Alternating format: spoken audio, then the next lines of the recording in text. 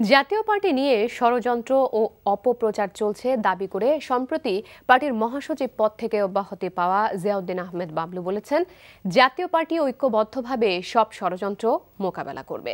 সকালে চট্টগ্রাম শাহ আমানত আন্তর্জাতিক বিমানবন্দরে সাংবাদিকদের তিনি এসব কথা বলেন। ঢাকা থেকে বেসরকারি বিমানে চট্টগ্রাম বিমানবন্দরে পৌঁছলে নেতাকর্মীরা তাকে স্বাগত জানান। এ সময় তাদের উদ্দেশ্যে সংক্ষিপ্ত বক্তব্য রাখেন তিনি।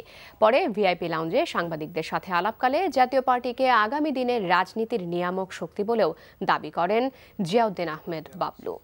একই সাথে আমার প্রয়াত পিতা চট্টগ্রাম আমার আবাসভূমি, আমাদের চেয়ারম্যান পল্লীবন্ধু এরশাদ উনি সহ এবং পার্টির সংসদ দলের নেতা বেগম রওশন এরশাদ সহ আমরা ঐক্যবদ্ধভাবে আমরা এই সংকট কাটিয়ে উঠবো, আমরা এটা বিশ্বাস করি।